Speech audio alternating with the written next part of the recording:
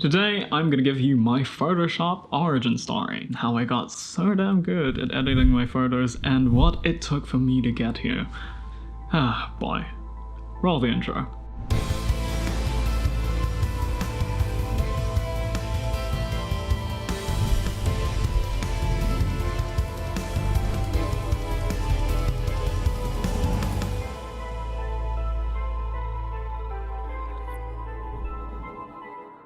Hey, what's up? It's your anime protagonist Nicholas here, back at it again with another video, and oh boy, this is a story. So if I were to make you guess how I started with Photoshop and how I ended up doing these types of images, I'm pretty sure whatever you're imagining in your head is exactly not at all what actually happened. So, let's go start the story by traveling all the way back in time to 2008. So, obviously, looking at me right now, regardless of whether you think I am 16 or 25, back in 2008, I was young. I was but a wee lad. Growing up, I was always hanging around my uncle, trying to be him, wanting to do the stuff that he did. And one of the things that he did at the time was a lot of Photoshop work. And so I got curious what made it so cool, because whatever he did I thought was cool, so it made me wonder, you know, what's so cool about this one thing that he does then? What's so cool about Photoshop? And then he started teaching one of my other relatives, who was kind of like his protege at the time, on how to edit with Photoshop. And what they were doing at the time was learning by editing pictures off of Google of anime characters, namely Dragon Ball screen grabs, and trying to do certain effects with images and changing the way that, you know, Goku looked in this image, maybe changing the color of his hair or adding more effects to his Super Saiyan forms and all that. Basically just turning image A, adding a bunch of effects to get image B. And looking at them doing that, I found it to be rather interesting, because I like Dragon Ball, I grew up around Dragon Ball, and seeing this image from this anime that I like being converted into something that I thought was even cooler was something that I found to be fascinating. But believe it or not, that was not my gateway into Photoshop. I didn't immediately start learning just because I saw them using it. I looked at it and I found it rather daunting. I thought it was just an adult thing to do, to use Photoshop. It wasn't something that I understood to do or that I needed to understand how to do. But I tell you this part of the story because it always kept an image in my head. I can vividly see that old computer monitor in that bedroom that no longer exists, and remembering exactly what I thought, and the fascination that I had just seeing that glimpse of somebody modifying an image and turning it into something completely new. Cut to 2010-11, and I was using my grandmother's 2006 MacBook,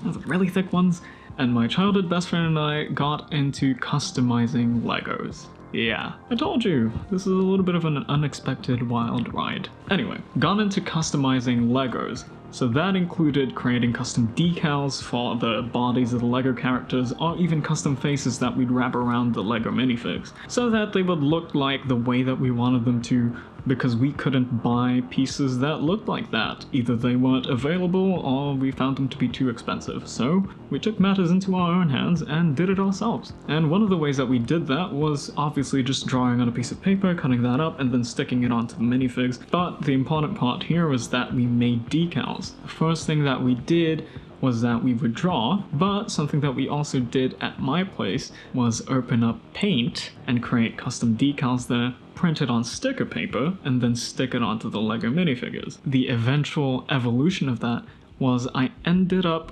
opening Adobe Fireworks. Right? That's what it's called, right? Hold on. I'm genuinely looking this up because I don't remember. I think it was Fireworks. It was like a yellow-orange thumbnail. Yeah. Okay, so I'm right, yeah. I started using Adobe Fireworks to create custom decals for the Legos eventually because I just wanted to see what I could do with it. It looked like a fancier application than Paint, and I wanted to see what I could do with it. So that was when I started using an actual Adobe software. Still not Photoshop, but I saw it as like, oh yeah, this is kind of like Photoshop, but it looks easier. And it kind of functions a little bit like Paint too, so I stuck with fireworks. My fascination with creating custom decals for LEGO developed into just a fascination for digital art itself. So, out of curiosity and gaining confidence using fireworks, I dared to open up Photoshop to try to understand it. And the first thing that I did was purely based on my first impression of what Photoshop was meant to do, customizing anime screen grabs and wallpapers. So yeah, the first thing that I remember was I grabbed the screen grab of Ichigo from Bleach, and I turned him from regular Ichigo to Bankai Ichigo by just messing around with Photoshop. I turned the blue sky to this deep red, and I added extra effects to him and his clothes, and I added like dust particles and like things fading away and whatnot. Probably isn't as good as I described it to be because again, this was my first time doing it, but I was hooked, dude.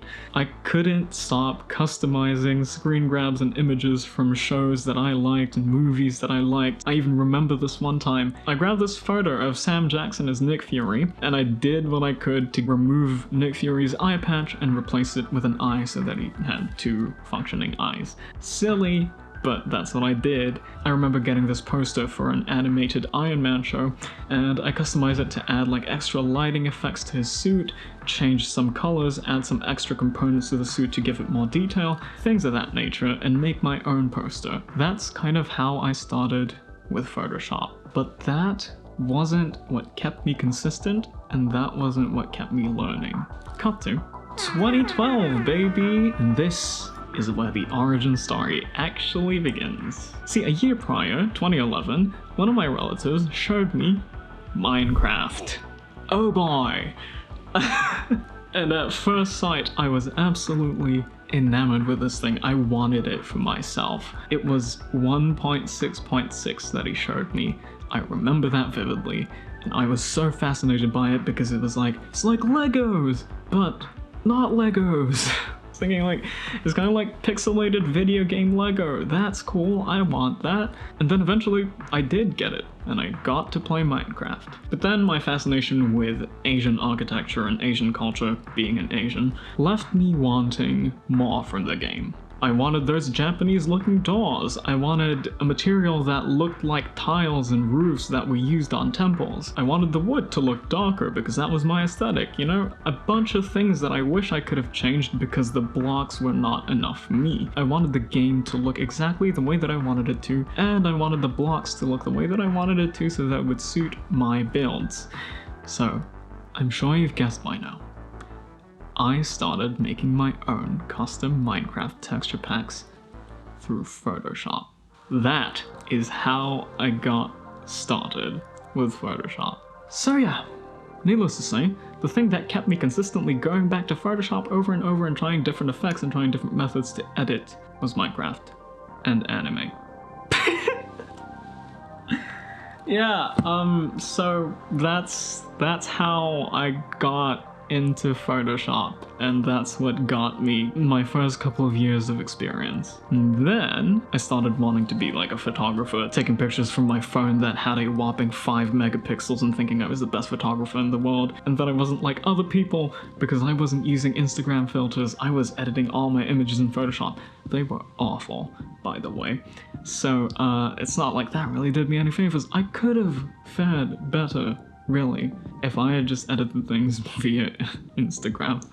But whatever. My growing fascination in photography and editing photos got me to manipulating images more, using Photoshop more, using mobile apps like Camera 360 more, and learning how certain colors affect images and certain filters affect images and what effects do to the image so that I could turn it into what at the time I thought was a better edit.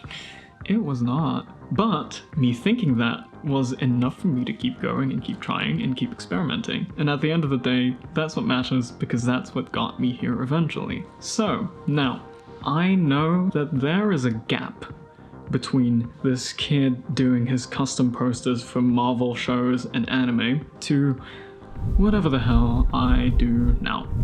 Yeah. So, what the hell happened Well, the thing is, I was always into darker aesthetics. I was always into the darker characters and the darker shows. I was never really too censored growing up towards darker themes, and video games or movies that depicted violence or murder or dark magic or monsters or anything of that sort. So as much as I was exposed to really positive, really good things, I was also exposed to some really dark but also really well done things. So my fascination with both kind of combined into the art that I create now. The stuff that I do now is literally just a mix of a bunch of things that have been an influence throughout the years that I've lived on this planet, and that is a story on its own. But through years of practice just creating the art that my silly kid self wanted to make, to eventually trying to take things more seriously, to trying to improve my photography by adding elements that my imagination had but reality wouldn't allow, has led me to where I am now. Which is really just a more pretentious way of saying that I started with Photoshop through Minecraft and anime posters. So yeah, I hope you enjoyed the story. If you like this video, leave a like, subscribe. If you want to say anything, go write it down in the comments. I respond to most comments because I don't really get that many, so, you know, leave one if you want. Subscribe, click that notification bell, and if you want to see the images that I create now, no, not the Minecraft texture packs and the anime posters, but the images that I create now, go ahead and follow me on Instagram, @sentientpoison and @NicholasLolin. That's it from me for now. Thanks for watching, and I hope you enjoyed this video. This was utterly pointless aside from the fact that I find it absolutely hilarious. So yeah, see you in the next video. Cheers.